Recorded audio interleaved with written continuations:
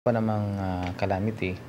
Pero last month or 2 months ago, we had a seminar workshop with authored by Australian OCHA or something. They're from Australia.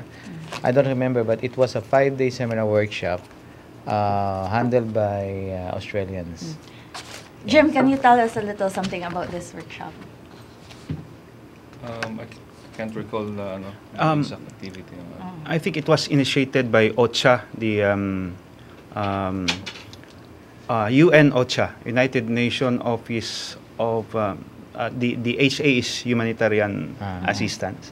So that it's a pilot, some sort of pilot course, which trained our personnel, our officers, to become trainers. So that was a good start. Not exactly a good a start, but that is a good additional training for us, additional knowledge for our officers.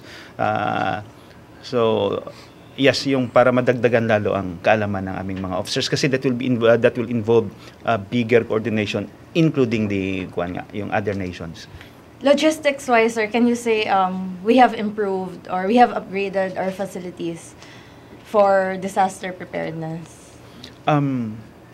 Yes, the Office of Civil Defense and even the Armed Forces ay bumili po ng mga dagdag na equipment at binigyan po tayo to better equip better equip us. So of course that's not yet complete. There will be additional procurement at ibibigay po sa mga different organizations para further enhance ang aming capability and even training because ang disasters naman ay hindi lamang baha kasi mayroon pang lindol, sunog and our people are being trained for that. Kahit ano we are being trained for us to give assistance in any kind of disasters na mangyayari po sa ating lugar. Sir, gaano ba importante yung strategic yung location ng Central Command natin in terms sa pag-address nitong mga disasters na within Metro Cebu, sir? Yes, napakaganda kasi ng location ng Central Command being at the center of the city. So presently we have established our network already in communications network in such a way that it is easy for us to communicate, to direct our subordinate units to react, to respond to any calamities or disasters. And being at the center of the city, we could immediately provide services or assistance anywhere na mangyayari dito po sa ating island. And of course, as far as coordination is concerned, it is also strategic for us ang location namin to coordinate with other government agencies. Kasi nandito lang po tayo sa gitna. So nandyan lang sa paligid yung other government and non-government organizations na with same objective to provide our people assistance during disasters. Sir, a few years ago, sir, merong balita, sir, na ililipat, sir, yung Central Command sa Mactan Air Base. So with the new governor, sir, ano po kaya yung update natin dito, sir? Nadinig ko din yan. I heard that they're planning to transfer the Central Command to Mactan at saka may isa pa yatang place dito I think Tuburan. Yes, sir, Tuburan. But I don't think that will materialize very soon because it's not very easy to transfer one command to one place to another, no? It will take a lot of you need a lot of money to do that because you have to replicate everything. Dahil meron kaming buildings, meron kaming admin buildings. Basta meron kaming mga operational buildings na kailangan ilagay muna bago kami makalipat. And you were asking kung ano na pag-usapan namin ni Governor Davide. What we have discussed was, of course, for the Central Command to stay. And we receive a lot of requests na from the people of Cebu and for the Visayas for this to stay to CENTCOM to stay here at the present location, which is Camp Lapu-Lapu. The camp has around 110 hectares, I believe. And out of these 110, I think 80 plus are donated by the provincial government. Kaya may messages sila dyan. And of course, the other, yung natitira dyan, the remaining are all expropriated lots. So may reason for us to stay. And as long as we are using this for military use, by law, kami ang gagamit ng lupa. And this is for the people of Visayas. And I think it will also be very difficult if we transfer. I think we need an armed forces which is right in the middle of the city, di ba? And then, unang-una din, yung talagang nag-oppose is yung mga taga-barangay APA, sir. Kasi, meron kasi yung mga untold stories ng yung mga camp nung dating 3rd Military Area pa siya. So, yung pagiging military camp kasi daw ng Central Command is yun ang nakapagbigay ng pangalan sa APAS. Kasi nung unang araw, nung panahon, yung Gate 1 ng Central Command is Sitio Pangutana siya. So, sa Tagalog, yun yung doon pinagtatanungan, sir. So, yun siya, yung Gate 1 natin, sir, Sitio Pangutana. So, kaya siya naging ganon, kasi yung mga misis ng mga sundalo doon sa 3rd Military Area, doon nagtatanong, saan po ba yung kampo dito? And then, kaya naging APAS yung other side, kasi doon hinahouse yung mga family ng mga sundalo. So, kaya APAS in Bisaya. In Tagalog is yung sumundo o yung sumunod. So, malaking historical value ito sa mga taga-APAS sa Very rich pala talaga ang history ng Central Command, yes. But since we discussed the possible relocation or not of Central Command, I believe a portion of 2nd Air Division will be used by the expansion of the Mactan Cebu International Airport. Yeah, I heard that. In fact, nag-start na yata sila maglipat. But I was informed na it was just part of the 2nd Air Division extended up to the ramp para makuha lang for the new airport or yung mga buildings ng airport. But of course, hindi naman namin alam masyado yun. But I believe, nasa Jari naman. It's already ongoing. Yes, it's already ongoing. Do you have an idea with the timeline of this, sir? Actually po, ma'am, I don't have any idea of the timelines. But can we tell our viewers that the operations of 2nd Air Div, it will be affected by the expansion of MCIAA? No. No. It's still a base. And it will cater all the requirements of the 2nd Air Division. And the facilities affected by the expansion that will be replicated yes. To better, newer facilities. I suppose, yes. And I believe this week it's the anniversary of the Department of National Defense. Actually, today. Today. Yes. What's the theme for yung anniversary natin po ng DND? Ano yung thrust? DND, sa totoo, hindi ko pa, may invitation ako, but since nandito kami sa Cebu, we're not able to go to Manila and attend it. Hindi ko matandaan yung team. And we're very thankful, sir, that you chose to come to our show. Of course naman, it's so nice to inform the public of the Visayas na what is going on with the Central Command. Ang aming anniversary is actually on 1st of December. It will start by having a mass. Meron kaming chapel sa loob. Sa St. Jude. Sa St. Jude, yes. And then it will be followed by a wreath-laying ceremony to honor our fallen comrades just in front of the church. Then after that, we'll have a parade and review. And we're inviting our chief of staff to grace the occasion. And of course, after the parade and review, mayroong kaunting lunch sa aming officers club. At ikaw ay aming inaanyayahan to join us. Yes. Yeah. So practically for the whole day, that will be the activities for our anniversary celebration. Simple lang. At alam niyo naman ang panahon ngayon na lahat ng bagay dapat simple na lamang para hindi na humihirap. Ika nga. So, limit sa kalaman ng ating mga viewers, sir, si Atty. Margaret Chiu, sir, is also a reservist. She has a rank of a captain. Yes. Yes. And, batang-batang captain. Army? Technical, sir. So, sa sa technical. Yeah. Sorry. Yeah.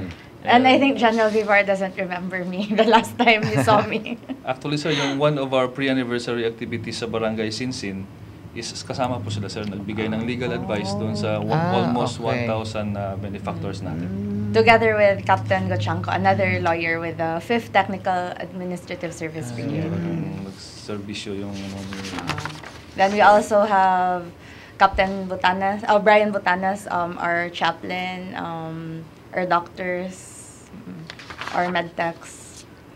We're always with Sancom anytime kailangan yung services. So pag meron kaming kailangan na technical advice when it comes to legal matters, we can ask technical, you. legal, priestly advice. Oh, We're wow. there. We're always there for Sancom. Oh, that would be nice. I appreciate Sir, that. I believe you have ano po yung Bantay Kalamidad. Kalamidad. Can you please share with us what Bantay Kalamidad is? Yeah, this is actually our the contingency plan of Central Command. That in case of any calamity, we have this document. This is our guide of what to do. Of course, during disasters and calamities, may panic yan. But with this guide, maging continuous ang aming galaw na dire-diretso to provide immediate assistance to our countrymen. Am I correct, sir? Among all the disasters, it's yung typhoon po yung pinaghahandaan or hindi naman? Actually, lahat. Pati earthquake, Okay, kasama po, sunog, hurricane, any kind of disasters, either man-made or natural, this is our guide. Sir, meron po tayong 4 thematic areas, yung prevention and mitigation, yung una, and then the second one is disaster preparedness and readiness. Third one is the response, and the fourth is the rehab and recovery. Hapat yan. So, as the leader of the AFP in the Visayas, sir, paano po natin na-address, sir, yung unang thematic areas natin, sir? Yung una is Prevention. prevention. Prevention naman kasi mahirap sa disaster. Like for example, we cannot prevent.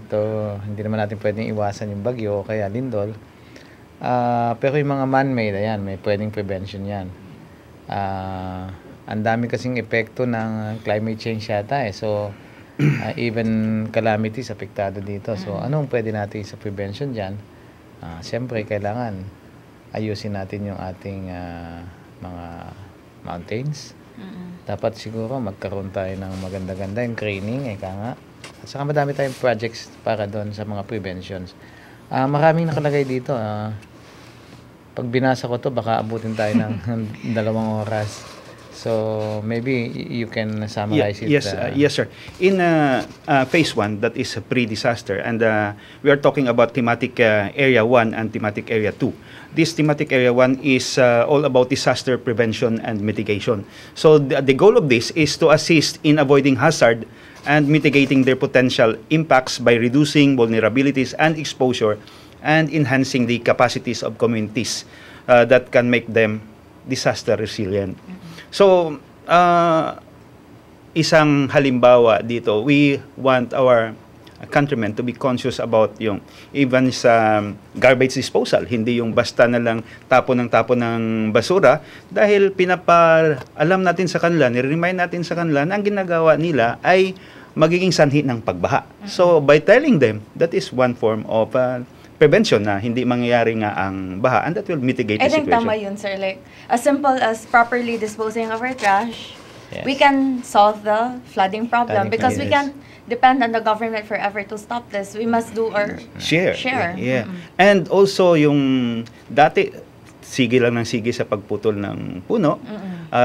One form of disaster prevention or mitigation, yung pagiging conscious nila na hindi dapat magputol lang puno, kundi magtanim pa ng puno. So that's one form also. That's it's our share, everybody's share to May mitigate. project yata ang DNR about dust na pag kami pinutol kang puno na isa, ang ipapalit mo ay 10 o hanggang 100 puno.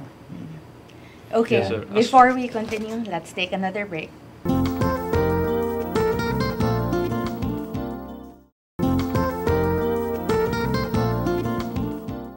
And we're back, and before we were talking about the thematic areas of the planning on disaster. So we are now on the disaster preparedness and readiness. So Yes, this is in thematic area number 2, disaster preparedness and readiness. And the goal of this is to improve the disaster readiness and preparedness of CENTCOM units and assist in the strengthening of capacities of LGUs to anticipate, cope, and recover from the negative impacts of disaster. So this is more on disaster readiness and preparedness of CENTCOM units. That's why we have exercises, we have coordinative meetings, and all things that keep us better prepared, that will make us better prepared to address any form of disasters. And of course, the phase 2 is during disaster. The goal of this one is to save lives and properties of victims of disaster and mitigate its effect to the people and the community. So this is all about what we are going to do during the disaster. This is disaster response. And of course, the phase 3 is post-disaster, which is the thematic area for disaster rehabilitation and recovery. So the goal of this is to contribute to the restoration and improvement of facilities, livelihood, and living conditions of affected communities and contribute to the reduction of disaster risk. Ito po yung contribution naman ng Central Command, Armed Forces of the Philippines sa post-disaster activities. Since we're talking about rehabilitation, sir, how's our rehabilitation in those areas hit by Typhoon Yolanda? Marami kaming pwedeng i-report. In fact, we have submitted our report to the Chief of Staff on the rehabilitation and reconstruction effort of the armed forces, including that of the foreign nationals, particularly the ROCAP, the Hawaii, Korea, the Korean, yes, the United States, Navy Civis, ang dami nun. It involved millions of pesos na at saka maraming schools.